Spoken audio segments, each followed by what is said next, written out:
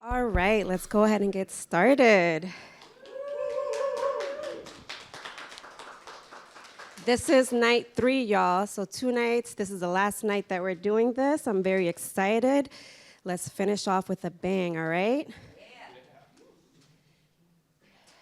All right. So for those who don't know, I'm Jay Melendez. I am the program manager here in the Pioneer Valley site. And here with me, I have Tessa Murphy Ramboletti, and she's the executive director. And a lot of you have met her for the first time in the past 3 days. But she exists. I promise, she exists. So what is EforAll? EforAll is a nonprofit organization that was created to support entrepreneurs in the early stages of starting a business. And the way that we do that is that we provide mentorship, an accelerator program, as well as connecting entrepreneurs with a directory of networks that we have. We have been around since 2014. Here in the Pioneer Valley, we've been around for about 8 years now. So who are the businesses that we help? We've over 1,700 businesses have gone through our program, and out of those businesses, they've been able to generate over $56 million in revenue, which is amazing because it works, right? We're showing you that the program works. They've also been able to provide over 2,200 jobs locally in their areas, and this is all the sites put together, not just ours. Again, we have 13 sites in and out of the state. Who are the entrepreneurs? 76% of the businesses that go through our program are women-owned business owners. 74% are BIPOC-owned, and 34% are immigrant-owned business owners. Let's get a round of applause for those numbers.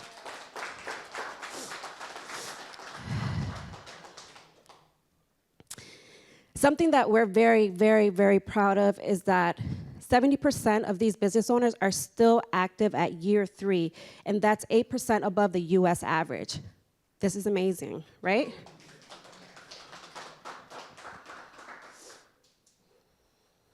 And how do we do this? Again, we're a nonprofit organization. We do not charge for our services, but it takes a lot of money to do what we do. Thank you to Santander, People's Bank, MGCC, Bank ESB, the Beveridge Foundation, Mass Mutual Foundation, City of Holyoke, Liberty Bank, Citizens, and the Davis Foundation. Without them, we couldn't do what we do here in the Pioneer Valley. And our lovely Tessa writes a lot of grants, so thank you to all of our sponsors and all of our partners. And then this is our lovely Summer 25 cohort.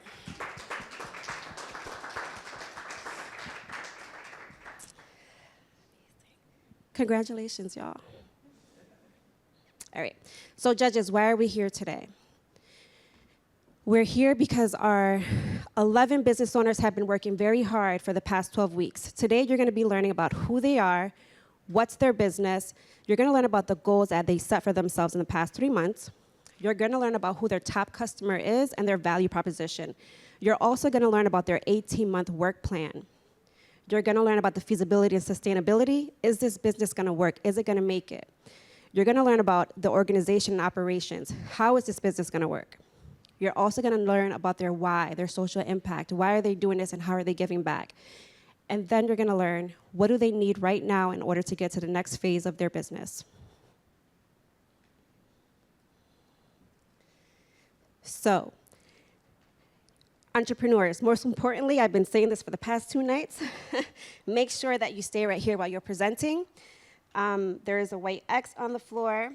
You want to make sure that you stay here. The mic is here while you're presenting. And we have our trusty Tessa over there, and she's going to be taking track of time. So every so often while you're presenting, take a look at Tessa just so she can keep you focused on time. She will also be tracking time when the judges are asking questions. I'll be keeping track of time, and I'll let you know when you're halfway, just making sure that we continue with the questions, okay? All right. Now I'm going to have all the judges introduce themselves. We can start here with Mike.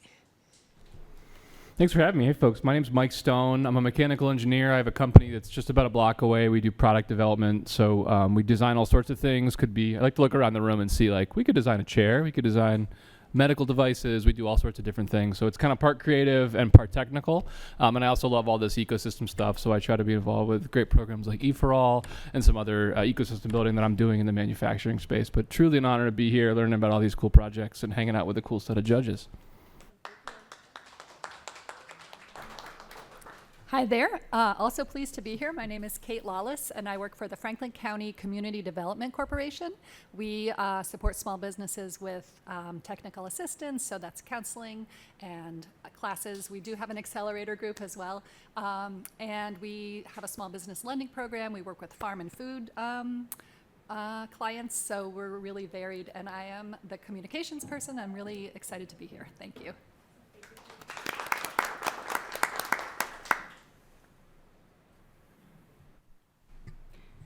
Hi everyone, I'm Sandy Makovich. I'm the Director of Lending at Common Capital, which is a community development financial institution, CDFI for short. For those of you that don't know what that is, we, similar to the CDC, we have a loan fund that we lend out to new and existing small businesses. And we come in when maybe you aren't eligible for a traditional bank loan. So that's when you would come to see us. We help businesses with business advising and coaching and anything that you need. We try to get you that resource. So this ecosystem, as was stated, is really important to be part of. And it's I'm very excited to be here. It's an honor, and I'm really looking forward to hearing from all of you.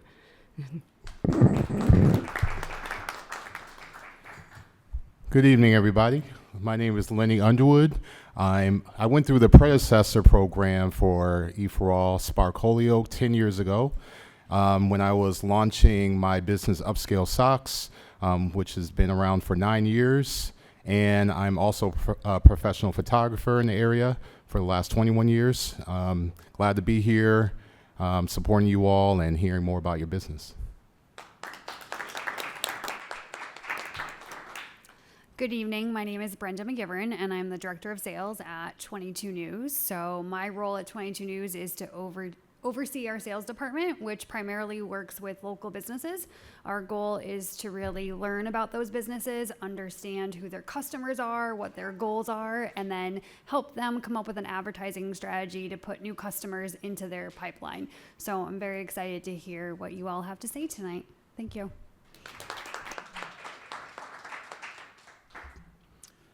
Good evening, everybody. My name is Joe Williams. I'm a commercial lender at East Hampton Savings Bank, also known as Bank ESB. My primary function there with the bank is to provide lending solutions to small businesses, large businesses, for loans of any size, basically from $10,000 to multi-million-dollar loans, to help businesses grow, construct new buildings, acquire buildings, things of that nature. Very much work hand in hand with organizations like the CDC and Common Capital and things like that. So been in banking for about 13, 14 years now. Live in East Longmeadow. This is my second judging panel for the second cohort here. I judged the last one previously. Really enjoy EforAll, and looking forward to working with these fine judges and seeing some great presentations tonight. So thank you for having me. Thank you so much, judges. Another round of applause for all of our judges that are here tonight. I've said this the past 2 nights, but I want to say it again. All the judges that have been here for the past 3 nights are very special to us. They've been with us for, since I've been around, even longer than I've been, because, Lenny just been with us since you said past 10 years, 8 years? Yeah, so you guys are special. Thank you so much for volunteering, always saying yes to us when we ask with no hesitation. This last email I sent out asking for you guys to be judges, it was just kind of quick, and I was like, wow, I had more than enough judges. I'm like, oh my goodness, what am I gonna do? I had Scott going crazy, bringing more tables out. But thank you so much for coming out and continuing to volunteer and support us. It's very, I love it. So who's ready to hear some presentations? All right. So first up is Queer Boyfriends. Come on up.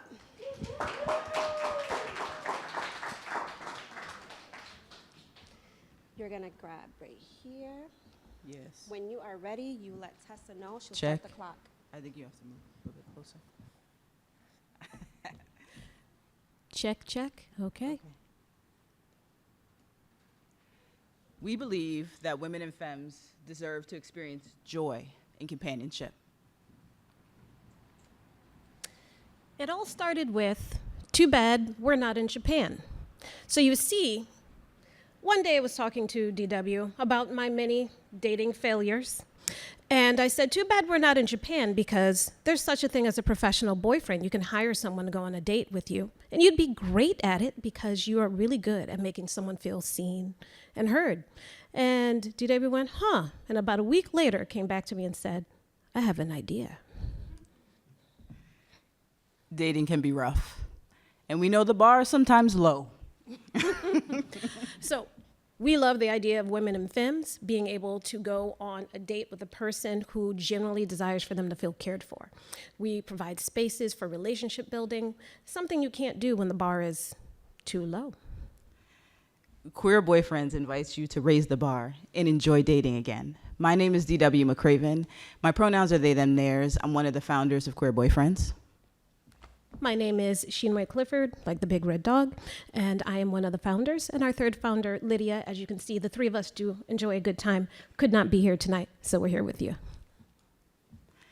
Queer Boyfriends is a companionship coaching service that offers in-person and virtual dating experiences for women and femmes.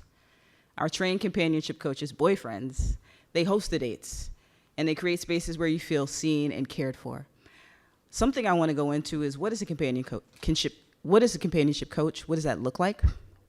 Our boyfriends, we like to think of the way that we relate and go on dates in our training is restorative, where you can do things to, for, or with.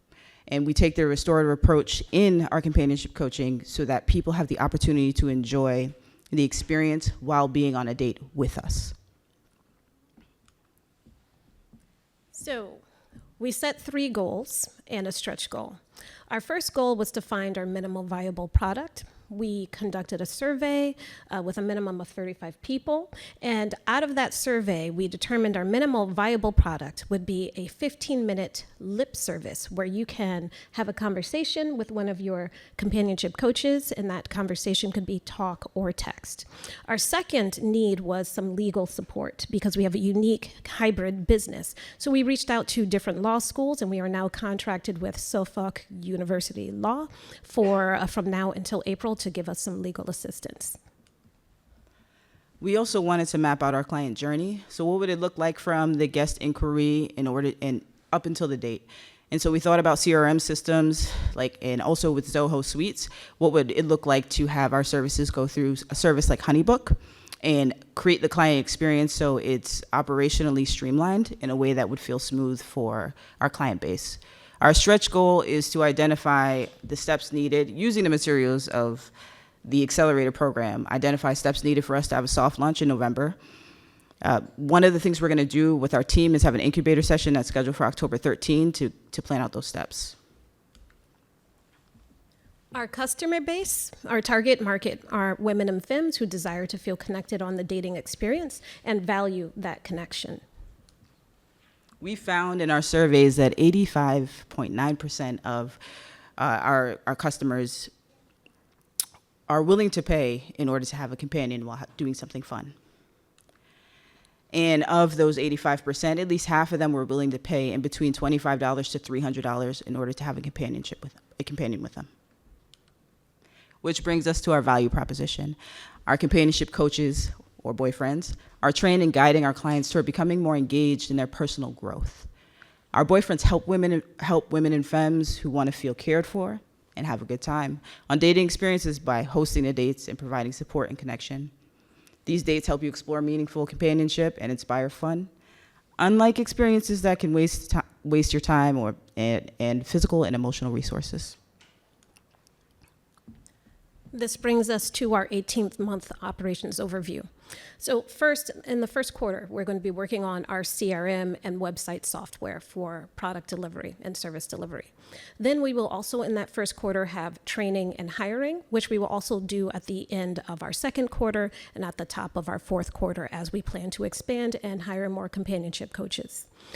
For our marketing campaign, because we're a unique company, we want to sprinkle regular, consistent marketing throughout that spread, which will also include events and in-person functions. For our legal, we are currently working with the University Law School, and then we will have in our second quarter the tail end of that to finish up our legal needs. And lastly, we will have a regular quarterly organizational review at the end of every quarter. Which goes along with our final numbers. In order to minimize our fixed and variable costs, we decided to focus on the virtual experiences. In the virtual experiences, we won't have to go out, we won't have to worry about as much liability. So you'll see in the yellow line will be the fixed costs. And the variable cost is just really paying for the labor as they go on dates, which would be virtual or over the phone. So it minimizes the amount of labor that would have to happen with our queer boyfriends. And then our total revenue, it gives us an opportunity to maximize our revenue.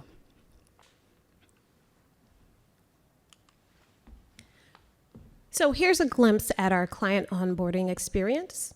When you come to our website, you would fill out a form, sign an engagement agreement, and make your payment.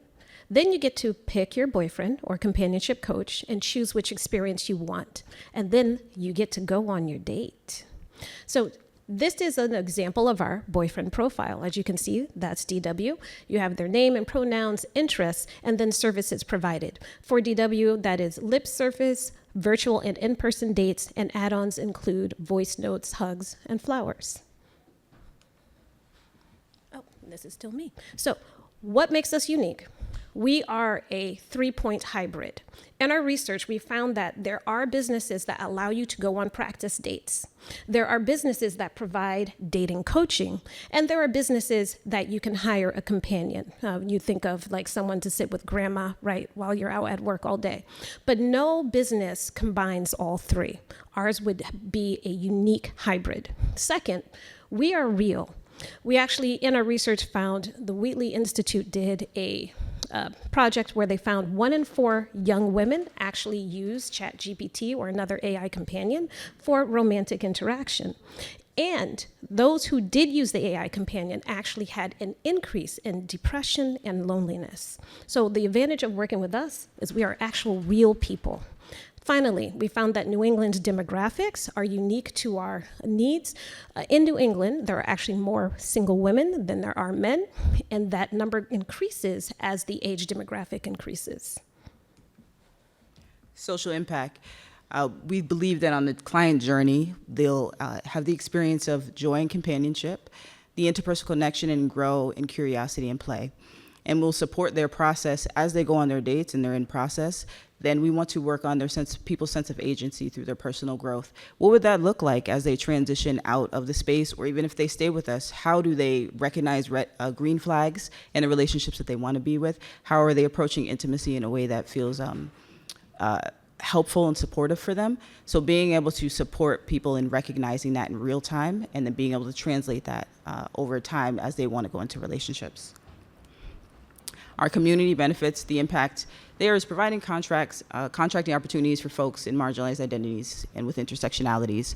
So even with our virtual services, people with different abilities or may identify as disability, they're able to be boyfriends and not necessarily have to have the mobility that might be required if they have that disability.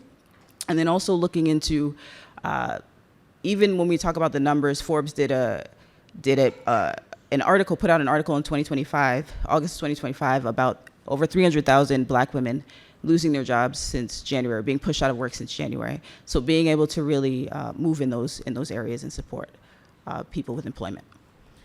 Non-monetary ask, we're looking for spaces to hold venues, mixers, and events, and networking opportunities with a variety of businesses, including current and past EforAll cohort members. And our monetary ask is for $2,499 to get started. That will cover website functionality, training support, and 3 months of web hosting, liability insurance, software and subscriptions, as well as get our licensure and have some photography tips, because the interaction with our website is extremely important. So we want to make sure that people have that experience. Queer boyfriends. We invite you to enjoy dating again And we left you all a gift. We have our cards. For the judges, they're underneath your name tags. And for people in the audience, you can see a card on the back of the seat, and there you'll find an affirmation. Thank you. Where are you going? Where are you going? Where are you going? Great job, great job. Judges, you can start asking your questions. There you go. Thank you so much for your presentation. Is there a monthly charge for those that subscribe to your platform? So we haven't completely, yes, maybe.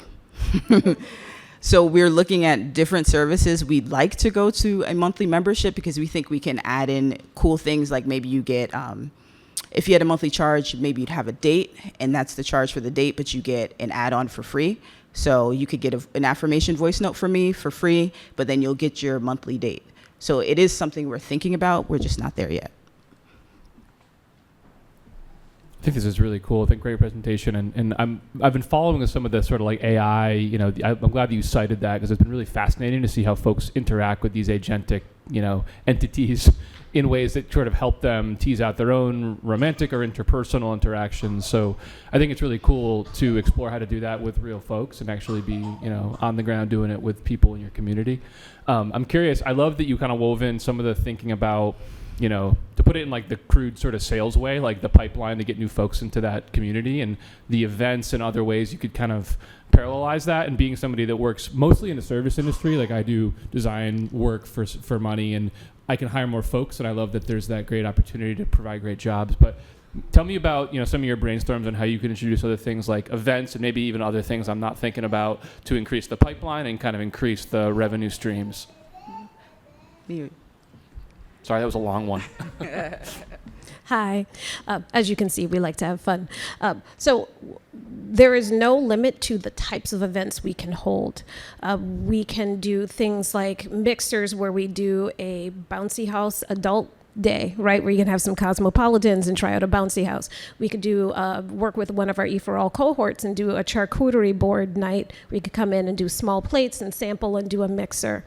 We've also talked about having events where whether you're single or already coupled, you could come in and we can discuss different topics related to relationships, whether they're romantic or not.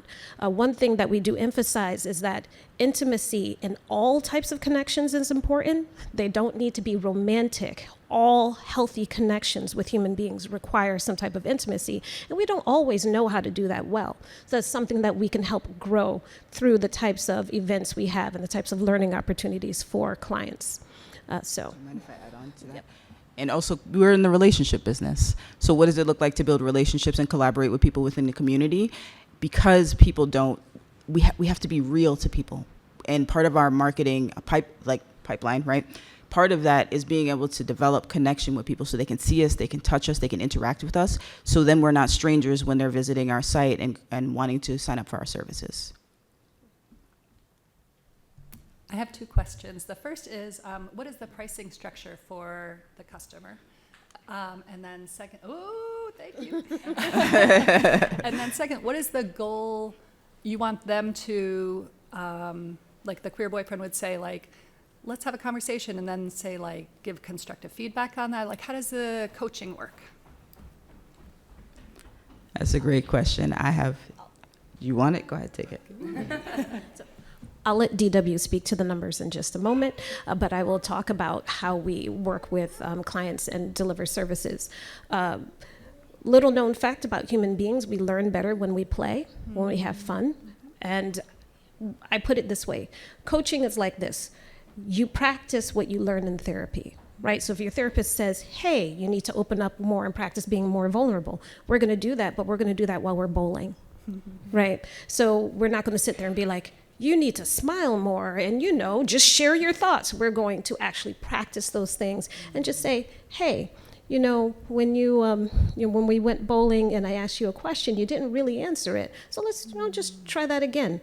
But in the meanwhile, strike, right? So that's a little bit how we would approach that. We are also working with a consultant who is an actual therapist who will be helping train our companionship coaches and develop our methodology. Thank you, that's wonderful.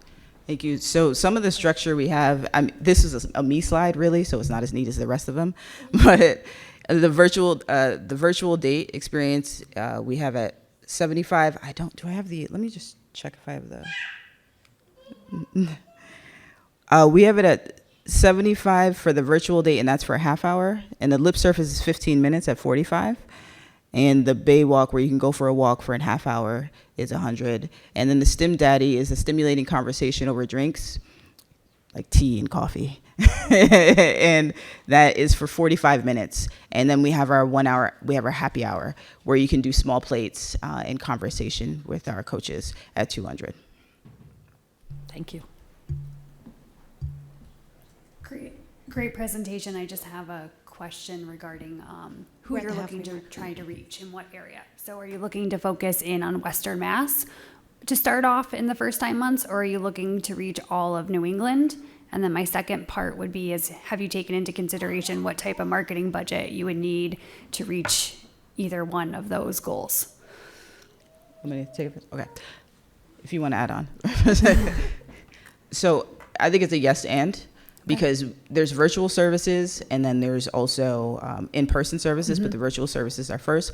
But also, again, when we say we're in the relationship business of being in community, we have to reach our community first, where this is like the heartbeat, Western Mass, of the work that we do, and then begin the trickle-out effect. So that's what we're thinking. In terms of a marketing budget, we are aware that it could get steep, right? So how do you create relationships with folks and do collaborations? And some of the things we were thinking about is, I know an owner of an ice cream shop. How can we get a Queer Boyfriend's flavor? Or if we go on dates there, that's a designated space where they can feel secure, go there, maybe they get a 10% discount in relationship, being in relationship to the company, so that they get people that come to the ice cream shop and go on dates there, but that's a place where people feel secure, and it's a designated space for our companionship coaches or our boyfriends to take dates.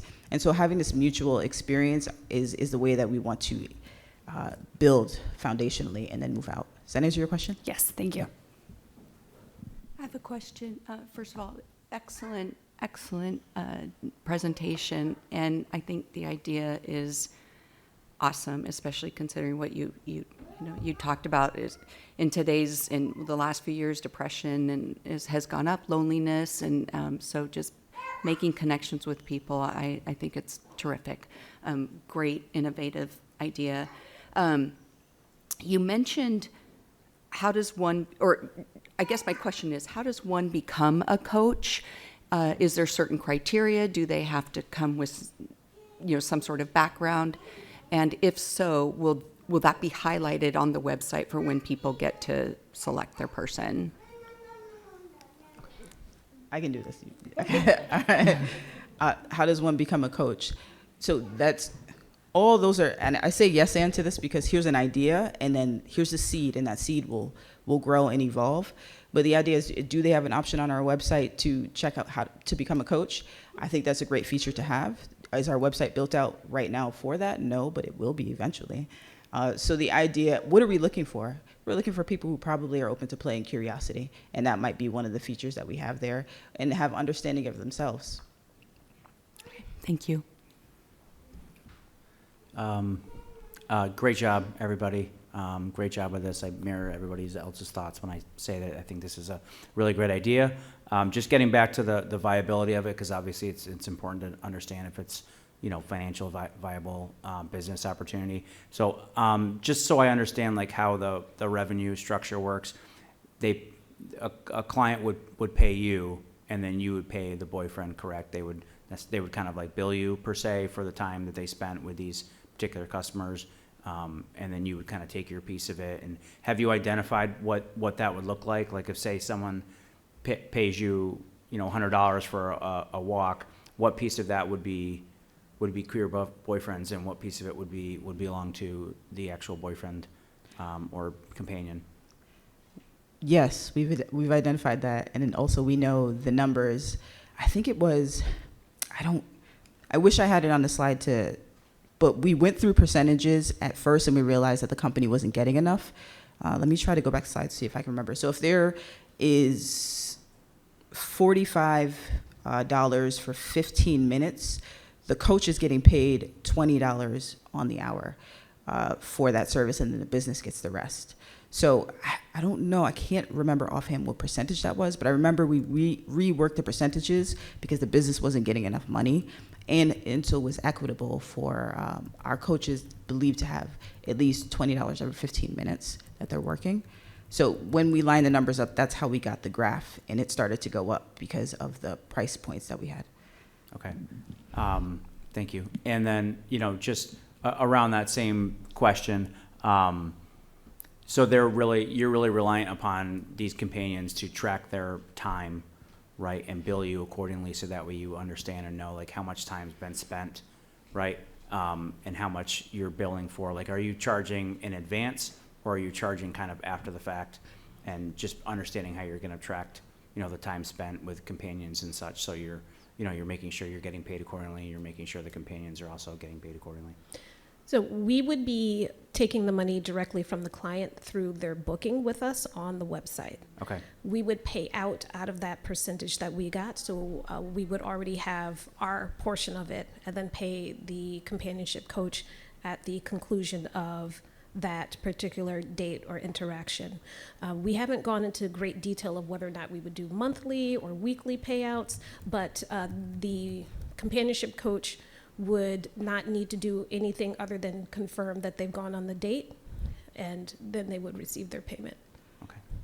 And to add, a survey feedback form would also be a great idea to tag on to the end of their experience, just so they can give us feedback and as further proof that this experience did happen as we move through, and probably logging in their hours, right? Some sort of pay system that allows them to log their hours so we can keep track of those things. Okay. Great. Thank you very much. All right. Oh, that's your. Can I do one quick? Just to piggyback on that, logging their hours, how will you track that? And how, if somebody wants to extend their date, how does all that happen? Have you thought through that? I've thought through it. Do you want okay. You want to add on? So when you have your POS system, getting a POS system, I can't remember the name of it. No. There's a system. I can't remember. Not Honey, but when you through your POS system, you can track what that would look like. Can you repeat the tail end of your question again, please? First of all, like how will you track how long, how can you track them? Will they have GPS on their phone, so on? And then what happens if somebody wants to extend their date? Is that possible? And how will that be billed? Tracking actual location. Okay, I got you. So some things I've thought about with the services is whether or not we'll have somebody who's on standby. Maybe we have, I was thinking about private security, to be quite honest with you, and what that would look like to make sure everybody has a sense of security based off of the business that we do have. And I think that in terms of liability, that's something to be thinking about. And so I've been moving in that direction to think about what that could look like. Where are the sites? What would it look like for there to have locale on their phones so that people also feel a sense of security, whether you're a client or the boyfriend? And then the other piece, what was the other piece? Go ahead, you got it. So when it comes to the operations, ultimately I'll be the operations manager. And here's how we would problem solve for that. I would like to have set venues and locations that we're using over and over again, where we have a relationship with that coffee business or that restaurant business, so they already know that's a regular site that our services would occur at. And if you're taking a walk, it would be in a particular area, in a public place. Like, these are predetermined route that you're meeting up for, so that we have safety all around. That's number one. Number two, we hadn't thought of what to do to extend the date, but right now I would imagine it would be if the companionship coach is available and say you did your coffee date and now you want to go for a walk, they simply would log back in and make the next payment. And once that's confirmed, off you go. Okay. Yeah. So that's how I would problem solve for that right now. That's Thank great. Thank you. All right, another round of applause. Great job, great job. Everybody got their little card with their information. You guys in the back, we only did the first 3 rows. We're gonna have to give you some. So I'll let the judges finish up their scoring, their final thoughts, and I'll go into a little commercial break. And I'll try to pace myself. All right. it takes a village to run this program. I'm not doing it by myself. We don't do it alone. So without our mentors, our specialists, our interviewers, our readers, judges, our leadership team, without them, we wouldn't be able to do what we do. So just a huge, big thank you to everyone. How many mentors? I see one mentor. Do I have another mentor? Oh, there goes Jenny. Yes, yes. All right. Thank you. Thank you so much for helping us out. A long-time reader. Jeannie, you're actually one of my rock star readers. I think Jeannie reads like all of the applications, which is amazing. So thank you so much for being a volunteer for so long and just helping us out with this program. Because again, I'm one person, and then with Tessa, and we wouldn't be able to do all of this by ourselves. So thank you so much. And then I'm clicking. And then if you want to get involved, just visit us at EforAll.org, and there's so many different opportunities to help out with EforAll. Even being an alum, an EforAll alum, you can go on. If you have a little bit of time to spare, just check to see what you're able to do, okay? So up next is Jumpin' Jacks Rentals. Let's get a round of applause for Jayce.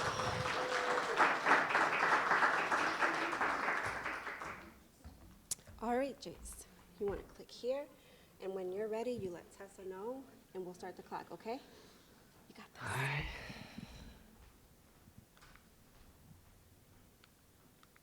This way? No. Who is Jumpin' Jacks Rentals? We are a small family. It's me and my wife and our 2 kids. We're family owned and operated, so we make all the drops, all the pickups. We clean them. Everything that has to get done with the company is between us 4 right there in the picture. What is Jumpin' Jacks? Jumpin' Jacks is a party rental company here in Western Mass, in parts close to the border there of Connecticut. We give you a peace of mind at keeping your kids busy at your next party or event, whether it's a public event or it's just at home. We offer inflatables, water slides. We have a blow-up movie screen with a speaker and a projector to set up a movie night. We have tables, chairs, pretty much anything that you need to get your party going, we can help you get there. We go by the slogan, let's get this party started. Our goals, when we came into this program, our goals were to reach more public events, which we did. The top one is for Worthington Commons. We actually did all 3 of their facilities for their community event they had this year.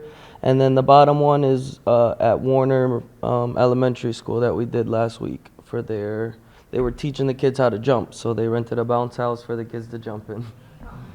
My other goal was work on marketing and posting more on social media for company awareness. I've been doing a lot better at that. I've been posting almost every day. If it's not every day, I post every drop that we get for sure. And I just try to keep everybody in the loop. Our stretch goal was to gather funding for new equipment. So the equipment we have now, I found the company actually on Facebook Marketplace. The owner wanted $100,000, but I got him down to 60. And we did a 4-year plan. This is actually my 4th year, and I paid off in November 1st.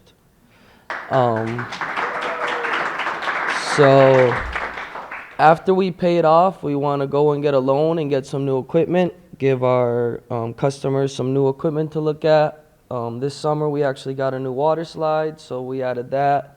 We also bought 2 new movie screens. We didn't get them out as much yet, but we're trying to push more movie theaters for the fall because we know it's cold, something different to do. So with the program, we learned that we had to figure out who exactly our customers are and what they wanted. So our customers we have 2 separate groups of customers. We have the parents and the people that organize home parties, and then we have the public organizations and the schools. So for the parents and the home parties, we're looking to push most of Western Mass and those parts of Connecticut close to the CT Mass line. What we can really do for them is to keep the kids busy, give them a great price, and always be available for them. And customer service is a big one in this area.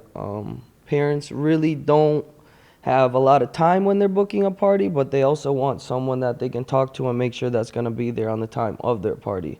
Not a half an hour late, an hour late. They want to make sure that you're there on time, actually before the party starts, so that it's set up and they could be at peace. As for the schools, we're just looking for the schools in Western Mass and the public organizations. Like we did an event for the Chicopee Police. They had a Domino's event a couple months ago. We did an event for them. We're looking for more events like that, more public events to get the name out there. And for them, they're really looking for referrals and timely arrival. They want to make sure you're there on time. They don't really care about much else. They don't care about the price. They don't care about what unit you're bringing there. They just want to make sure that it's clean, it's there, and it's on time for the kids to be able to play. So with that, with those questions, I did a survey, and from the survey I learned that most people find their bounce houses through Google. So with the marketing that I said I wanted to push, I'm looking to get into Google Ads. The previous owner, I still speak with him, and he told me to get into Google Ads, but it's a bit pricey. It's like $400 to $500 a month. So as a small business, I haven't really pushed that way yet. But with the closing of paying the company off, I'll have a couple more dollars overhead, and I was thinking of starting that next year. And I also found that most people, they rent tables and chairs and tents, which I don't really have a lot of. So I'm going to push to get more tents and tables and chairs to help out with that availability. Oh man, that's not there. So my 18-month work plan, it didn't fill in. I'm not, oh, there it goes. I think it's up. No, I can see it, but it's like here, but not, like the words are there. So for Q4, it says our push, we really want to push the movie theater for this fall and winter. We want to push the movie theater and try and get in a lot of like winter field days for the kids at the schools. To start for next year, Q1, we want to start the Google Ads on the low end and send a mass email out to all my schools and locals in the area with a promo code, spring promo code, to try and get that awareness out and get them renting. For Q2, I want to be at that full $500 a month Google Ads to ramp us up and really have us at the top of the list and put out a big promo for the water slides. And then in Q3 of next year, I want to push as many water slides and bounce houses as I can with constant promo codes, giving the people that they're getting back from us, that we're not just taking, make them feel like they're winning out of renting with us also. And then for the end of Q4, we just want to close out the season, re-get those movie theaters back out, start pushing those movie theaters, get a promo code out for those movie theaters, and get all those new units closed up and ready for the winter. So for the organization and operation, we have 2 owners, which is me and my wife, and I have 1 part-time employee. I don't have his picture in the slide, but it's my nephew, my little nephew, Sincere. He does all my drops with me, all my drops, all my pickups. It's just me and him. If it's not me and my wife, it's me and him. And we get everything done that we need to do for the company. For our website, we run Wix. My wife is the website designer. She does all the website. She changes the colors. She tries to change it at least once a year to keep it a fresh face, keeping everybody see new stuff on the website. We use Google Workspace for our company email. And then we use Inflatable Office for our rentals. Inflatable Office is a full-blown party rental software where it takes all of our rentals. It gives people availability for the day they want. It gives them the time. It gives them a quote. Once they get a quote, it sends me back an email where I can send them now a contract. But before I send the contract, I usually reach out to them. I say, hey, it's Jumpin' Jacks. If you guys have any questions or concerns, you can contact me back and I can help you guys in any way. And then we usually go from there. They'll say, yes, I want a contract. Or if they're fine with the contract right there on the computer, they can book all the way straight through, make a deposit, and make all their payment and never have to talk to anyone at all. They can go straight through the booking. But most people, they come and they ask their couple questions. They want to know what time drop-off is. So I speak with most customers hand in hand. A lot of my customers were coming from Jamie, the old owner, but I also have new families that I gathered into my family now.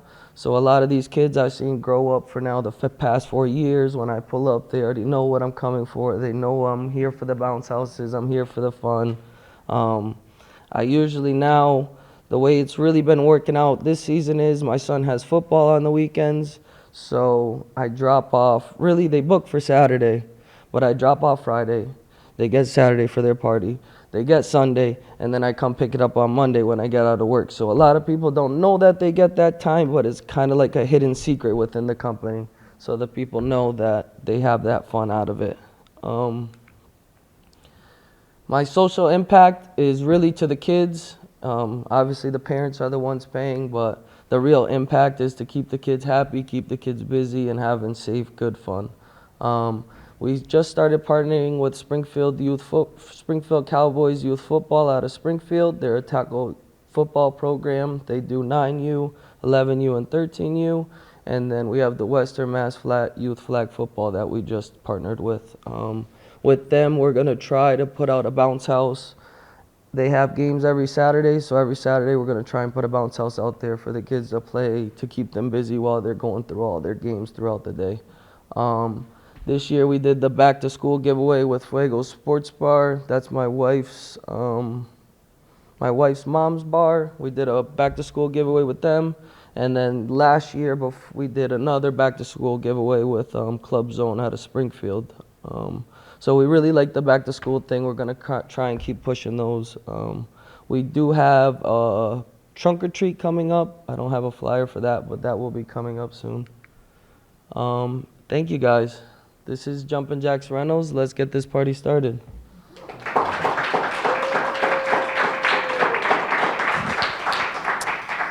Great job, Jayce. Judges, you can ask questions. Great presentation. I have 2 young kids, so I feel like I'm steeped in the rentals and the jumping. Thank you. So one thing that I really like that jumped out at me is that almost every weekend, even in the summer, I feel like we hit the weekend and we're like, what are we going to do this weekend? We're looking for kid-friendly activities. So sometimes that's going to, a classmate's birthday and maybe they're doing some rentals. Yep. But what I don't see folks like Taylor Rental or whatever doing is things like the wintertime activity where you're like popping up in a gymnasium. Yep. So to kind of flip that into, what are some of the other ways? I think that's really cool. That's not just a compliment. What are some other ways you've thought about kind of differentiating yourself versus like the big rental companies and the ones that might be more just like selling, renting tables and chairs and you pick it up, but they're not doing more of that experiential, community-based integration? Yep. So one of my big things that I push over a lot of companies is, and there is a lot of companies, there are a lot of small companies, but for fighting against the bigger companies, one of my big pushes is around this time, September, October, they ramp down and they're almost ready to close their doors. I stay open year round, so when they're closed from October, November, December, January, February, March, April, May, whether they need those tables and chairs or they need a bounce house or I have ping pong, I have little party games that we do, anything that they need, I try and keep ourselves within their family during those winter months when all those other companies shut down and they can't get nothing from anybody. That's awesome. Thank you. I have a question. Congratulations on your partnerships with the football teams. Like that seems like a great way to kind of reach a new audience and like get involved in the community as well. Yes, it is. I just wanted to talk about a friend of mine her daughter goes to daycare and her daughter was just at one of these like things with all the bubbles and it seems like a similar kind of event to what you would want to be at. So I'm just thinking, have you thought about other ways of expanding into like daycare centers or like private schools and universities and like it seems like there's a big market out there, but finding those right channels could be good for you. So sometimes it is hard. Sometimes it is luck. Word of the mouth is very good. This year we became a vendor for Chicopee. So any Chicopee event, when they open their vendor list, our name will pop up right there. Springfield, we also became a vendor with them this year. So once they open their book, our big thing is we want to try and become vendors with all these school systems here in Western Mass. And it's not really just so much the school systems as the city as a whole, where when they have those community events, they'll give us that call for the bounce houses and stuff like that. We have done Winnick, we have done big names, we have went to a lot of community events. The thing with the community, we don't really push, it's not really, we don't really want to be so much the community events where we see more, where we want to see the home events, because those home events are going to be birthday parties that are going to come every year, year after year after year. Where the community events might be here, where you might miss them for 2 years and then they come back when they're ready to do them again. So we are trying to be in more of those community events, but also more of the home events. As for upgrading, my wife wants to get into like the photo booths, start doing photo booths for the winter. We also looked, there was a blow-up race car track, and then you could get a couple power wheels and the kids could race the power wheels around the race car track. So there are a couple secrets that we do have hidden that we are looking forward to get to. So there is a lot of expansion coming, but that's going to come with getting the funding and moving forward. Like I said, I pay him off this year, so it was $15,000 a year for those 4 years. So that'll be a big chunk in my pocket to be able to market and go different ways with that.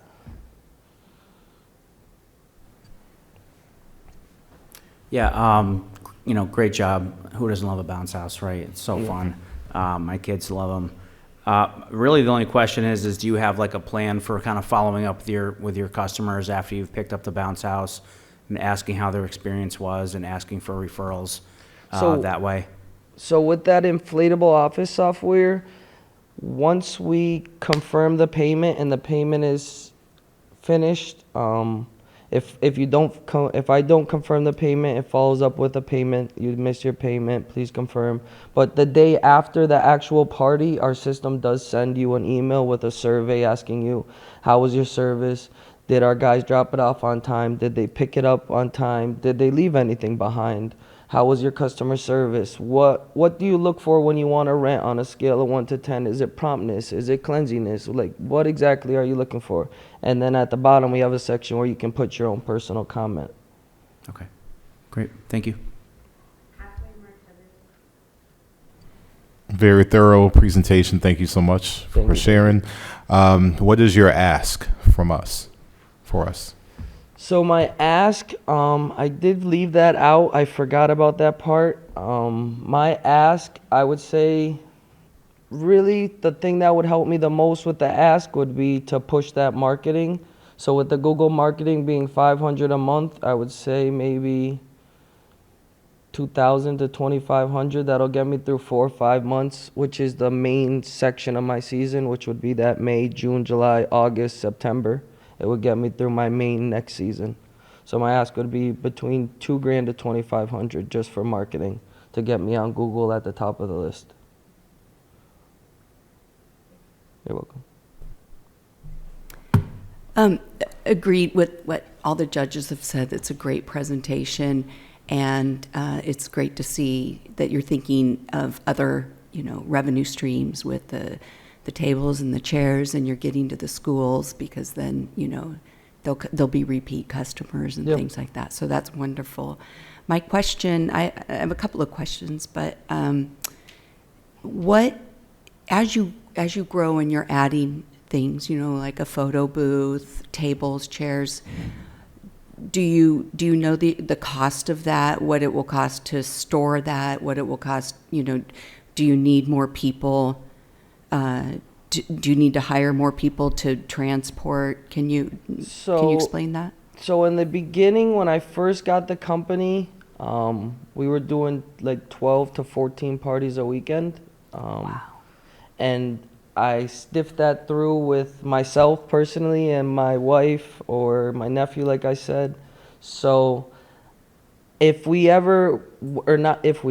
we do move on to the photo booths and stuff like that, my wife loves to be involved in the party stuff, so I think she'll really take suit in that stuff, really setting up the photo booths and stuff like that. As for space, we already have a huge warehouse. So I don't think space will be a problem with storing any products or anything like that. And what was the other part of it? I think that was just it. You encompassed all of Okay. it. Just like, what is your plan? Have you thought through Yeah, so how much we- will it cost to store that? But you already, that's already in your expenses, so that's great. So I would like to stay very family orientated, just to kind of help me and my family around me make easy money, also with having fun with everybody around me. But as for workers, a lot of companies around here use the college kids. So I think I'll probably move towards that because they all come home for college for the summer. Go check out Winnick or Springfield College, see if I could get a couple kids that want to work and let them run through the summer if I ever do need the help. Yeah. And my last question is, you talked about your ask is marketing. Yep. And that right now you're spending about $500 and the 2,000, 2,500 will Yep. get you pushed. Do you have an idea of your return on investment for the marketing? Is it working? And So I haven't used it yet. I'm just speaking on previous owner experience. He showed me the numbers of when he was using the Google marketing to when the regular marketing wasn't there. I still have all that in my inflatable office. I could go back the 10 years since he's been open. I could see all those numbers. It does increase on the numbers, and with the marketing at that $500 for a month, it would only have to bring me back 2 parties. So in my head, mentally, I believe that I would be able to get those 2 parties out of that $500 a month. To take that and make that,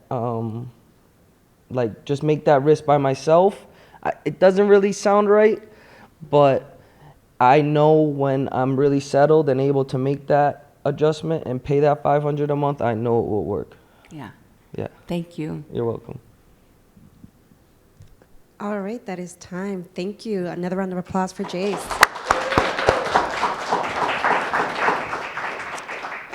Great job, Jayce. Great questions, too, from the judges. I'll give the judges some time to take down some notes. All right, so what now? So we just completed 12 weeks of classes with our summer 2025, and we are ready and gearing up for the winter 2026 Accelerator program. And that program is set to begin in the winter. If you have any friends or family who have been inspired by all the work that you guys have been putting in, have them apply at EforAll.org. The system is a little bit different now, so if they come across any technical difficulties, there is some help within the app. But you'll have the lovely EforAll ladies at the co-work space until the end of October to help you or your friends or family. But again, this program is completely free. It will continue to be completely free. Now, anyone in the U.S. can apply. So if you have any friends that live anywhere out there, have them apply for the program. We are national now, which is very exciting. We'll be able to take on many more entrepreneurs now than we have. And then deadline to apply is November 6th. I got it right? All right, so up next is Aidyl, Ange the Roses Creations.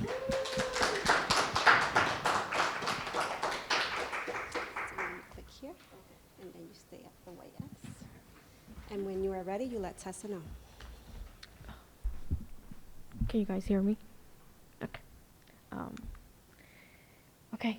So my name is Aidyl Melendez, and I am the owner of Ange the Roses Creations. I create ribbon flower arrangements, and I left one right near you so you guys can see in person what it looks like. And we help individuals to surprise their loved ones by creating one-of-a-kind ribbon arrangements that are meant to stand out and deliver a lasting impression. Who am I? I am a mom. I have 2 beautiful kids. I am a full-time student at HCC. I am currently on my 3rd semester. I am a full-time clerk at the post office, and I am a crafter, which I hope I can be a full-time crafter. My 3 reasons why I started my business. They're all connected. It started in 2021 after I gave birth to my daughter. Within COVID and everything else, it was hard for me to keep my job.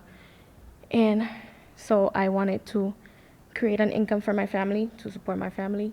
I also want to work around my kids' schedule, not work around my job schedule and not give them enough time.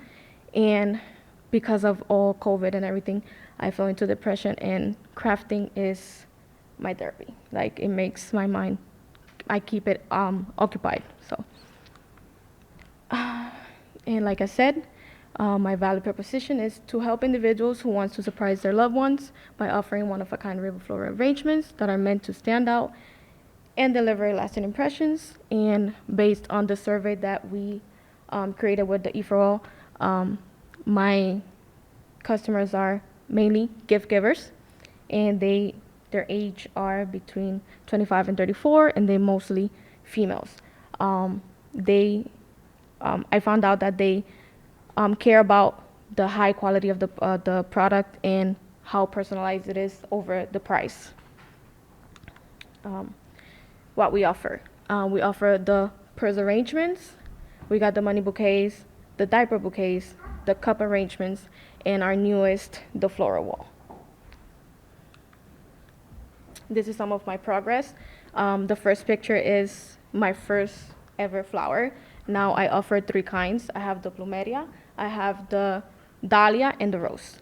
And then our packaging, if I want to incorporate that high quality into my pitch, I feel like I needed a better look for my products, and so I have better packaging for the purses.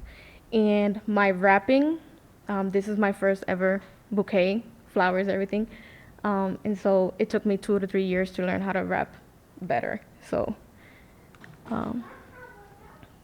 my goals. So my first goal was to create a 1,000 plus petals arrangement by September 10th, which you guys saw at the products, which it was the Puerto Rican flag. This helped me how to time myself in all the process of creating a flower. I time myself cutting, rolling, burning, and creating the whole product. I was able to finish it. I actually finished it by September 11th. My second goal was to attend to a vending event by October 1st, which I attended the Springfield Puerto Rican Parade in September 14th. And our work in progress is to reach 400 followers on Instagram by October 5th, which we are currently at 247. So it's still a work in progress. And attending to the Puerto Rican Parade helped me gain at least 20 more. So for my 18-month plans, for my Q1, you can see I want to start in January so I can start a fresh year. So for my first one, I want to raise my prices. With the EforAll program, I was able to learn how to price, and I wasn't pricing for labor, so my prices are a little bit low. I haven't seen profit, so that's one of the things. And I want to register my business, whether it's LLC or sole proprietorship. For my Q2, I want to incorporate more male gifts. I'm thinking sock bouquets, hat bouquets, book bouquets. So I can have a variety for everybody of gift. And I want to attend more vending events, at least 5 to 8 pop-up events or any events that I can expose my business. For the Q3, I want to be able to finish and launch my website, which is currently on work. And I want to learn 2 new techniques, which is the peony and the sunflower, so I can have a variety of flowers. And for Q4, I shipped to New York, New Jersey, Puerto Rico, and areas in Massachusetts, so I want to expand that, and with the website, I'll be able to do so. When it comes to my financials, the dark blue is my total revenue, and the dark pink is my total cost. This is predictions. These are like raising my prices by like $5, and it's like doing 4 to 7 products per month.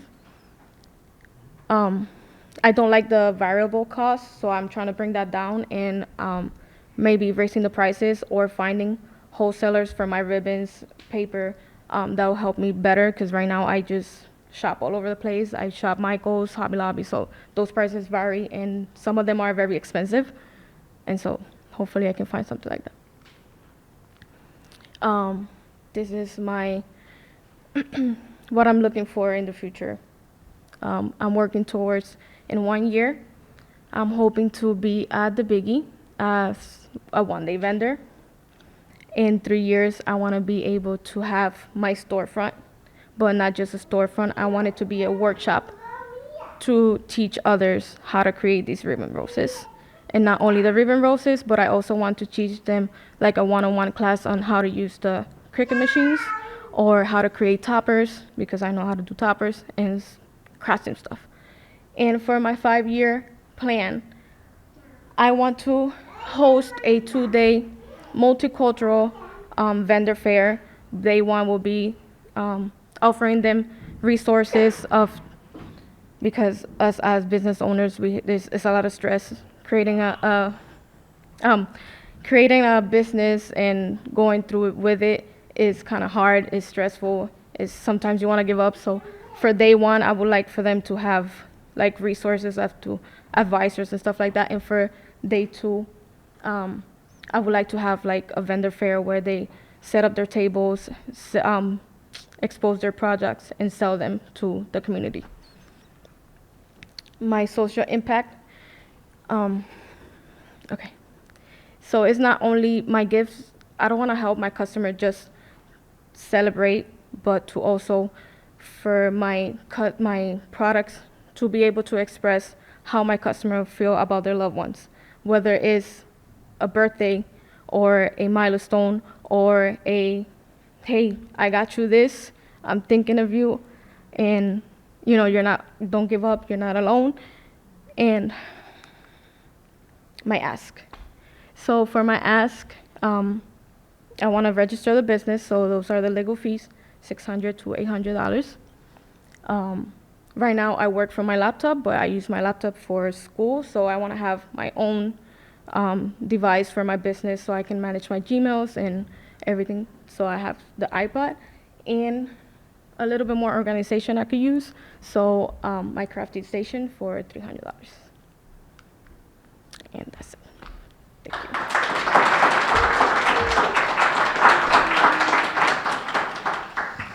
Great job, Aidyl. All right, judges, we're ready. I guess I'll go first. Great job on the presentation. So my first question is, the products looks amazing. What is the turnaround time for you to create an order from someone placing that order and then you shipping it or delivering it to them? So before the program, it would take like a week or two. Right now I can do a 7-count, 18-count within a day. Okay. So it depends on the amount of flowers that we like, and what kind of flowers you like. Some of the flowers takes more time, but right now I can have a bouquet ready within 4 hours. Awesome. And then my second question would be, as I know you mentioned your website is a work in progress, what about a point of sale system or a CRM? Have you taken that into consideration, and would that be tied to your website in terms of processing orders? I don't have anything in mind right now. I used Square, and I have I've been looking into QuickBook as well. Okay, thank you. Thank you. I have a similar question with regard to like the timing, and wondering if you would want to ever take on an employee or even a part-time employee to help you if orders start building up and you start expanding. What's your thoughts on that? So the timing, I've been getting better at it. I do have an amazing support system. My family, my cousins, my friends, my fiance. So they all have learned how to do these because I needed the help for the flag. But I also, through EforAll, met the owner of Florella Shop. I don't know if you guys heard of her. And she mentioned me how another EforAll alumni had she does jewelry, and so she finds girls that are in college, and she like sends them the package. She was like, hey, I need to do this. Can you do it for me and I'll pay you? So that's something that I'm thinking about too. Just sending them the materials and be like, hey, I need this bouquet for this time, and then pay them a percentage and then just keep the other. Thank you. Thank you. Beautiful work. Thank and you. thank you for sharing with us. So you mentioned socks. Can you explain what your vision is? Yes. So they have the packages that come in like not like mostly boxes. So we just like the flowers are in circle. So we just stack them, and then it's a whole different wrapping. I don't have any images of it, but I have some bouquets wrapped the way I would do it. Maybe Or we can I've- collaborate. Yeah. Okay. And I had a question also about fresh flowers. Have you considered using fresh flowers? I have that Stanley bouquet right there is fresh flowers. I'm not very good at it, and so I want to stick with the ribbon roses. I think it's something unique as well, but yeah, Thank you. no problem. Hi, like everyone said, they're beautiful. Your products are Thank you. beautiful, and I think it's a phenomenal idea to expand into sort of, male or masculine Yeah. focused products. I think that's very cool. My question is regarding your products and some of the other ones that you showed, like that are in the purse and that are wrapped. Those like the purse and everything looks really high quality. Do you know what your profit margin is on each individual product? Right now, I do not. I'm working on that because, like I said, I wasn't charging for labor, or I was just coming with a price, and then I was able with my mentors to sit down and do my quick calculations. So I don't have like a set profit right now because I'm trying to raise those little by little, not to have like a very impact on my customers, which they don't mind because they actually pay whatever I give them, whatever price I give them. But that is a work in progress. That's great. The profit. Yeah. Yeah, no, and that's great that that's something that you have to identify, Yeah. and so that's wonderful. I follow up to that. As far as the products, do you have? I know you said that you're right now you want to solidify some relationships for purchasing, because going to different places for the different items, I would imagine that impacts your profit margin as well, right? And the presentation, can that change? You know what I mean? It's like if you have the wrapping, and you run out of it, but you can't find that exact kind, and it changes and it's more expensive. What do you do in that case? Do you have to sort of eat a little bit more profit? So when it comes to the wrapping, thankfully their price range is the same, unless I'm buying like they have a Dior wrapping paper that is a little bit more. If they have any like characters like Spider-Man, like they have all those, so those are a little bit more pricey, but they're still in the same price range. So I don't see a lot of expenses when it comes to the price, like with the wrapping paper. Okay. Thank you. Thank you. We're at halfway mark, judges. This is sort of two-part question. I think this is really cool. I've never seen these before, so they're really gorgeous, and I love Thank the you. presentation. I'm curious if you can speak to kind of like competition, and I know there's a lot of gift options out there, but because I might just be living under a rock and I haven't seen these, but maybe you can speak to who you see as your competitors. And the other part so that's question one.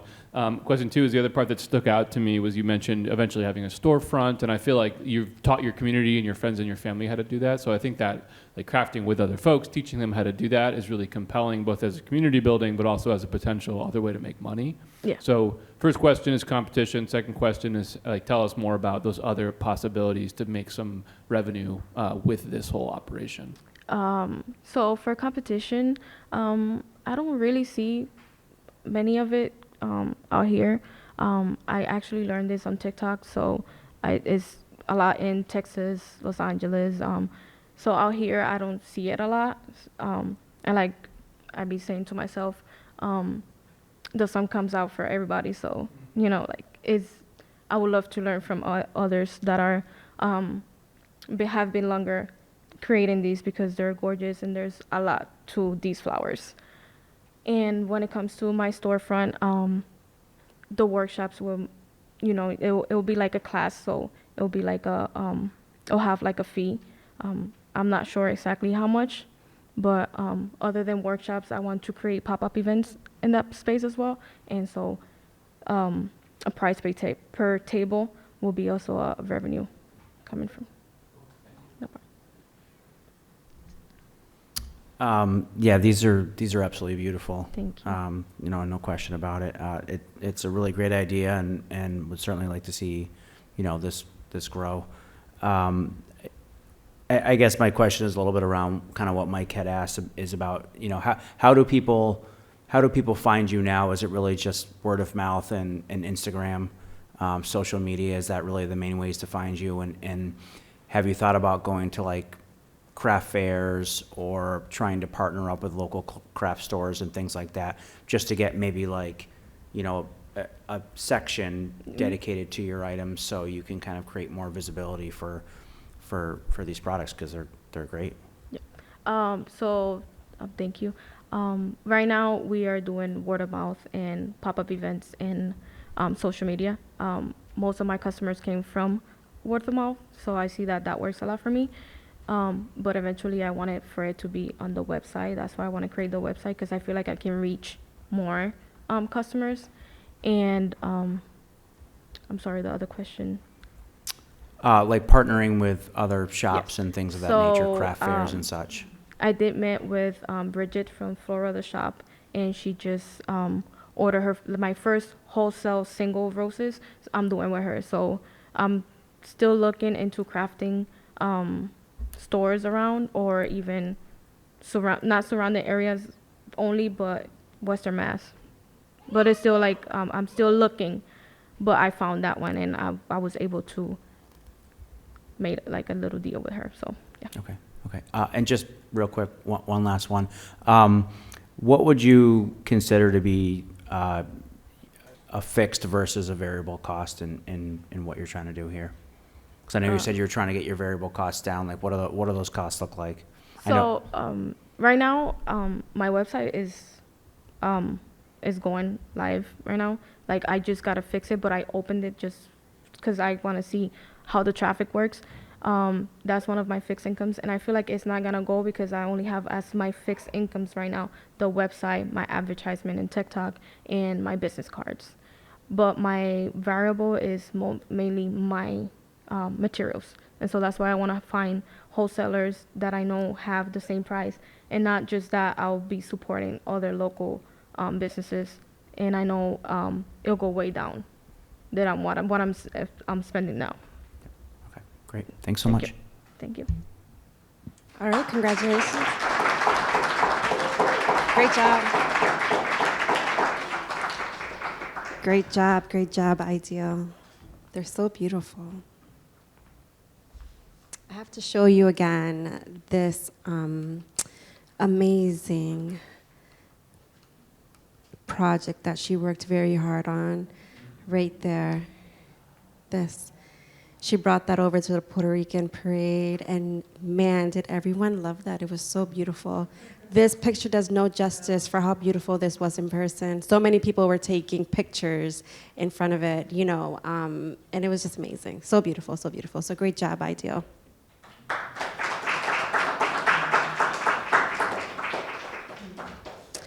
All right, judges, while you take your notes down, we'll go back to break. So a toast to transition. So as you know, again, there's so many changes happening here in the EforAll world, and we are hosting a party. It's what we do most. It's what we do best, right, Tessa? If there's anything that we do here in the Pioneer Valley, is that we love throwing events and parties. And they're great. I think everyone has a great time every time they come, right? So this one's a special one. So we're going to be having it at our co-work space over on High Street, where this is private invitation only. So there's not an Eventbrite. There's not any marketing going around. So you're hearing it here. You're invited. If you plan to come, just send us over an email just letting us know that you'll be there, just so we know how many people to expect. We're going to have some good eats, some drinks. I think it's BYOB, right? Should I say that on stream? But it's just going to be a good time. We're just going to kind of not say goodbye, but just there's going to be some changes, and we want to continue to stay in touch and just kind of say thank you to everyone that has stood by us and trusted us and just, stayed around with us. So again, that's October 16th, 5:30 to 7 over at the co-work space. Up next, Sara, come on down. Blooms by Sara. You're welcome. You want to press here when you're ready, okay? Stay at the X. Good evening. I am the owner and heart behind Blooms by Sara, which is a floral home studio in Springfield. And I wanted to introduce you all to my daughter. I'm pretty sure you heard her in the back. Her name is Antonella, and she is the reason why I'm here. I have a dream, and that is to be a flower farmer. And I remember at the beginning of the program when I got interviewed, I told Jane that this was happening within 20 years from right now. But I'm happy to say that that journey has started, and I'm following my dream. And the reason why she's my why is because I want to show her that regardless of how big her dream might seem, if she works hard and she is honest and she has courage, she can get it done. And so I design floral arrangements. And the reason why I chose to work with flowers is because I think that flowers are more than just flowers. I think that whenever you are gifting flowers, you are trying to say something without actually saying it. So whenever I design, I try to be very personal and very intentional when designing. And a little bit of a backstory, I made a mistake at the beginning of the year by buying extra product for Mother's Day. And so I had about 5 buckets of flowers left to just sell. And so I decided to put up a table outside of my house, and I actually sold out. So it was, the first time that I can recall I stopped being scared of failure or stopped being scared of people not supporting me. But I can say that it's a great step to have overcome. And so now I have a flower stand outside of my house where I sell mini flower bouquets. So if you want to find me, you'll find me on Eddy Street in Springfield. So we set some SMART goals in the middle of the program. And so since my goal is to become a flower farmer and I didn't know much about it, I decided to invest time into learning flower farming. And so the goal is to read 1 book per month, dedicating about 3 hours of reading each week. Some weeks I get it done fully, some weeks I struggle a little bit, but that's one of my goals. Then the second goal was to collaborate with local bridal shops because my main customer segment is or are brides. So what best way to connect with them directly than bridal shops? So I visit 5 different bridal shops, 1 per week. And so they have my business card on their counter, and I just bring them a couple of roses or flowers that I have, and they just, they support me by having the business card on their counter. And so that it's been very helpful because I have gained some followers on Instagram, and also I have built up relationships with the bridal shop's owner. So the third goal was to grow 3 different kind of flowers in a community garden in Holyoke that I got connected with via EforAll. And so I decided to give it a try and plant 3 different kind of flowers. It was very late in the season. It was at the beginning of August, so it was a risky thing to do. And I decided to do it just to give it a try and see what was gonna go wrong, what was gonna go right.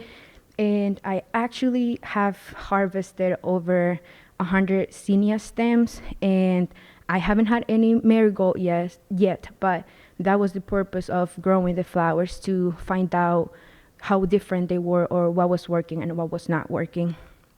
And this is some extra work that I have done while being in the program. I want to mention that before the program, I was doing probably 1 order per month or 2 orders, which wasn't ideal.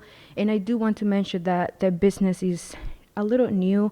I certified it at the beginning of the year, and now I have orders every week, thanks to the marketing and the structure that I have built thanks to the program. So as far as my plan, I have divided it almost into 3 sections, meaning the seasons. For this season coming up, which it would be winter, I want to keep the relationships that I have built with the local shops, but I want to build up new ones, mainly with coffee shops. I want to offer them to do pop-ups, maybe once a month, or just offer them a small basket of mini flower arrangements for them to offer them to their customers. I know that there are some coffee shops doing this already, so I think it's a great idea to put my name out there and reach new customers. And next season coming up would be spring, where I want to plant flowers at the community garden again. And so springtime would be a lot of preparation of the soil, planting the seeds in the trays, and kind of getting them a good start to have a good harvest later on. And then for summertime, I want to focus on events, farmers markets. I'm doing 2 farmers markets coming up this October, and it's because of EforAll too. The connection was grown there. And the last season would be next spring, where I want to involve families into workshops, and I can teach them how to do holiday arrangements and also plan the season coming up. This is just a visual of what I hope to have within 3 years from right now. And what would it take to run the farm and studio? A couple of things.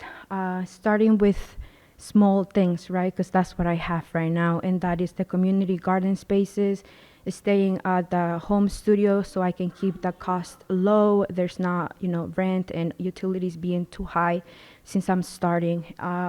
Also, I am planning that whenever the demand grows, I want to hire seasonal helpers so they can help in the busy season, and also developing good systems like calendars and inventory systems that are going to set me up for a good harvest and a good planting section.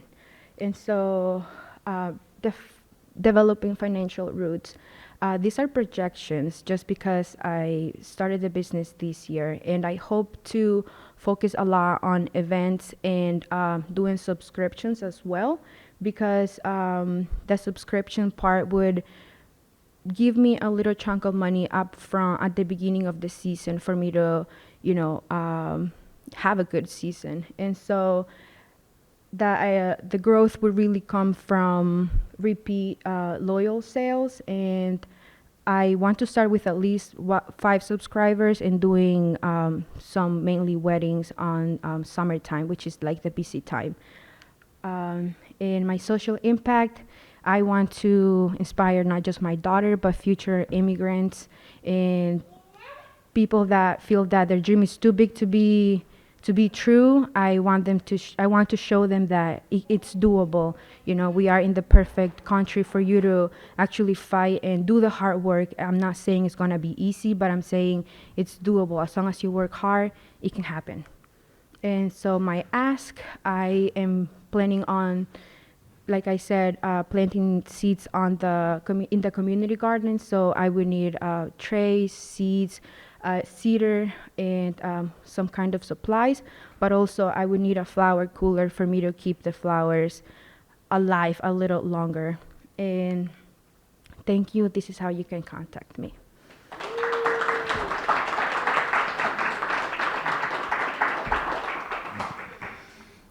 Great job, Sara. Thank you. Judges, you're ready. Excellent presentation, and your work is beautiful. Thank you. Yeah, and your plan to grow small is really spot on, and you're not going to grow too fast. I think that's great. And the last compliment I want to give you, which is you are very entrepreneurial. When you had too many flowers, you went out and set up the stand, and then you saw the opportunity, and now it's you keep your flower stand up outside, and I love that. That's very entrepreneurial. So you've got that already within you. So awesome. My question, I have a two-part question. The first part is, as you grow these, are you going to continue doing the arrangements? Meaning, like when you have your full flower garden, will you continue arranging as well? So will it be two-part?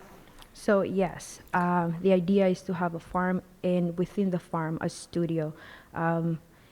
The passion really started with designing, so it's not something I want to stop doing. I truly enjoy designing, and I don't want to stop doing that. So I think that I can design with the flowers that I grow myself with, which would be the ideal thing eventually. Yeah. And have you started tracking or looking into what the cost of a piece of land or, your own garden would be? Yes. So at the community garden space, it's run by a organization that is nonprofit as well, and it's called Nuestras Raíces, Our Roots, and they are great. And so they have the community gardens throughout Holyoke, and I believe, yes, in Holyoke, but they also have a quarter of an acre available for farmers to rent in a different space, and it's called La Finca. I have already visited, and I am in touch with the person that is in charge. So eventually, going from the small garden, community garden spaces, I can go and take a quarter of an acre with them as well. And it's a bigger scale for sure, but since it's the first, I want to start, gradually. Yeah. Yeah, excellent. Thank you so much. I might kind of jump onto that one. Really beautiful presentation, beautiful work. I love the graphic design in your presentation as well. I'm thinking about, I don't know a lot about the economics of the flower market, and I think you spoke to, a lot of different ways into the market in terms of collaborations and pop-ups, and I love that sort of multifaceted, have fun in a variety of ways. But thinking about the questions about sort of like land and the farm, I have no conception of, given a certain area of land, how many flowers you can grow in a season and kind of how you would then turn that into a number of bouquets. So can you just tell us more about, what's the theoretical number of flowers you could grow? How many bouquets is that? How many events might that be in a season? And when might you actually outgrow that farm and have to go to a bigger one? What's that pathway sort of look like? So yes, in the small garden spaces at the community garden, I'm able to grow at least 5 different kind of flowers. So with a quarter of an acre, I'll be able to at least plant 5 different kind of flowers, and that would be enough to supply the flower subscription or the events that I'm doing. Did that answer your question? Yeah. Okay. Very new world. Yeah, definitely. Thank you, Sara. Where are you located throughout the week? What's the name of your street? It's Eddy Street in Springfield. Usually I do weekends from Friday to Sunday, and I do want to say that I was a little hesitant about opening the flower stand, because I was scared of people not showing up, but I've been selling out. So I have started, not putting out 10 arrangements. I do probably 5 or 4, and I sell out every time. So starting small. It's good to know. And have you considered hosting or offering your flowers at events like baby showers or bridal showers, where individuals attending, they can build their own bouquet? Yes. So good you asked that, because one of the mentors, not my mentor, but another mentor that I know, she gifted me like a flower bar setup. And then so I'm planning on doing, as part of the events, I want to do bridal, I don't know how you call them, bridal events, where you do make up your own bouquet or arrangement. And so she gifted me the little bags where you can put the flowers. She gifted me the setup entirely, really. So I am ready for that. So just trying to put my name out there so whoever needs me can hire me and know about the different options that I'm offering. Nice. Thank you. Thank you. We're at halfway mark, judges. Great presentation. I really enjoyed how you kind of incorporated like flower verbiage to every like heading of each section you did, which was really nice. I just want to piggyback a little bit off what Mike had talked about a little bit regarding the logistics and you know, economics aspect of flowers, because I don't know anything about it at all. Are you, so if you have this like section at HCC, say, can you plant flowers and have them grow, and then like how long does that take for them to grow? You know, you cultivate them or whatnot, and then you plant more flowers. Like how much time does that take in between each amount of flowers? And do you feel like you could have enough space to get the amount of flowers that you need now, you know, just given the amount of time that it takes to grow them?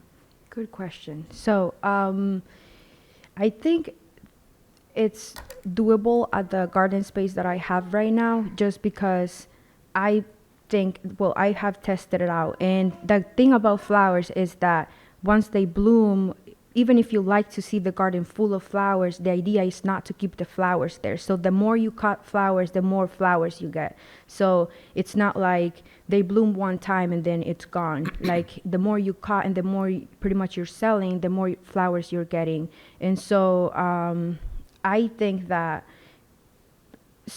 from a starting point, I think that I have enough land to start selling at least, you know, what I want to sell. And what was the other section of the question you asked? Yeah, just really like how long does it take to turn yes. it around? Yes, that was a good from one. like if you clip flowers, how long does it take for them to grow back? And yes, you know, yes, basically around that. Yes, so that brought me back to the spring section of the 18-month plan, because with flower farming, you can start actually the flowers in trays with seeds in my basement. Pretty much I just would need the trays and the shelves to put them in there, but you can actually start flowers at the end of February. So pretty much by the time that the weather gets nice, you already have a good batch of flowers to start selling. So it takes about, I would say, 1 month from when you plant to start seeing bulbs, pretty much. But it really depends on what kind of flower you're growing, because like I mentioned, zinnias took 1.5 months about, and marigolds were planted in the same day that zinnias were, but they haven't bloomed yet. So it's really learning about how long each flower takes and the care that they need for them to bloom at a certain point. Okay. And just a real quick follow-up. What's your plan for, obviously we live in New England, what's your plan for like, you know, the colder months and stuff? How can you still continue to generate income when you can't grow outside? Definitely. So because at the community garden spaces, there are multiple farmers, I was able to connect with one of the farmers from Puerto Rico. His name is Luis, and he's great. And he's actually teaching me how to do, how do you call them? The greenhouses, but not the expensive kind, you know, something that you can do as a DIY thing. And he's great. So we do the best that we can with what we have. And so he's helping me build up greenhouses. But also, if I wasn't to go year round from the beginning, I can always sell imported flowers, which is what I've been doing. And they grow year round too. So it's not like December comes and there's no more flowers to sell. So, you know, I have a backup in Hartford as a vendor, and then my main vendor is in Springfield, and they sell flowers for years. I think my vendor, they're being open for like almost 100 years, no lie, and you know, they're still there. So, yeah. Okay. All right. Great. Thank you. Thank you. Sorry. Great job as well. I had one question. One of them was about the seasonality, but the second one was about subscriptions. So you mentioned having subscriptions as part of your business. Could you just expand a little bit on what that would entail and how it would impact your business? Definitely. So my plan is to offer 3 different kind of subscriptions. Could be 4 weeks, 8 weeks, or 12 weeks. Each bouquet would cost about $30. So the 4-week subscription would cost about $120. So you would pay that up front if you would want, you know, 4 weeks of weekly arrangements. And so you would choose your your plan, and then it could be there with the flowers that I am growing, but I could always supplement with imported flowers. Thank you. Thank you. I'll try to be quick, and I don't have any questions because you covered everything so beautifully. It was a great presentation. I really appreciate it, and I loved your flowers. Thank you. I just want to let you know that the Franklin County CDC does a lot of like programming with farming and agriculture stuff. So it seems like EforAll hooked you up in a lot of good ways, but I might have some resources too for you if you want to exchange contacts. Definitely, yes. Okay, Thank you so much to all of you for listening and just being here. Thank you. Thank you. Another round of applause. Great job. Great job, great job. Another round of applause for all of the presenters.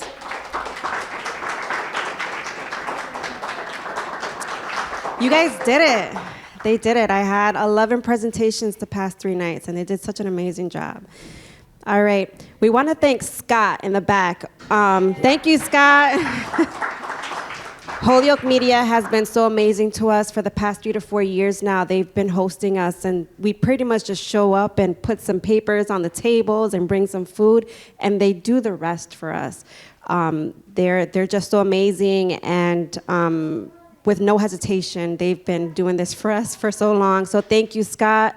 Appreciate you, and Johan as well. Showcase and celebration. This is going to be a good big one. This is going to be my last showcase and celebration here. So I really want to show out. I want to bring the community out. So please invite your friends, invite your families, anyone streaming in, come join us. This is where you get to meet this amazing cohort that has been working hard for the past 12 weeks. I know that it hasn't been easy, but it all pays off. So now the community is going to come out. They're going to see you, meet you, see your products. And it's going to be a great time. We have keynote speaker Ray Berry. He was one of the first ones. So again, this is a special cohort. We're gonna finish off hard, and we're gonna make sure that it's big and it's gonna be a lot of fun.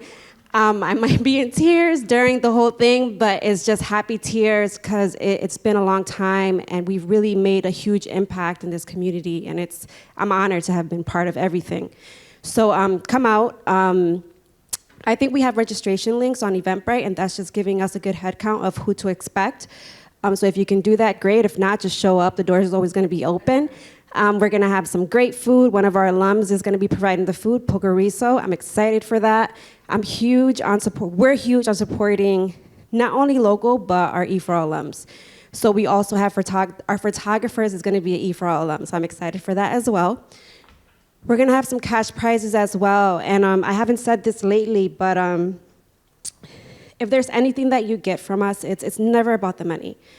If there's anything that you guys take the networks, the families, because there's so many more of you out here. We've worked with over 200 entrepreneurs, so if there's anything you take from this program, take the networks. These amazing people that come out after work to be here, just to meet you guys. Take advantage of that. A network lasts forever, but money comes and goes, and I'll say that till I'm dead, all right? So again, congratulations. Huge round of applause for all of my entrepreneurs. Again, you guys killed it. Killed it. And judges, thank you so much for being out here with us today. If you haven't already, please follow us. We have some amazing things happening in 2026, and I'm excited to see where EforAll goes. And that's a wrap, guys.